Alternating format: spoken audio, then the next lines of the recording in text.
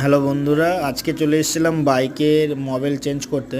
আর Mobil ফিল্টারটাও একসঙ্গে change করে নিলাম। এই যে দেখুন, প্রতি দুবারে একবার করে এই ফিল্টারটা চেঞ্জ করতে হয়। তো এটাও খুব ময়লা গিয়েছিলো, তাই এটাকেও চেঞ্জ করলাম।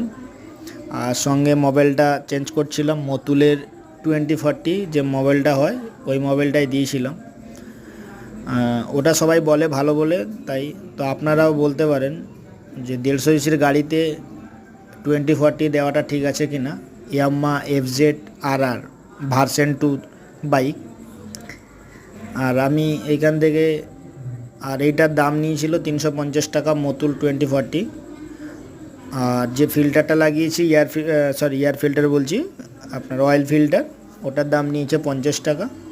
আগে এটা 40 টাকা নিত, ইদানিং হয়তো রেট বেড়েছে তার জন্য। আর এই মোবিল চেঞ্জ করাটা মোটামুটি কমপ্লিট।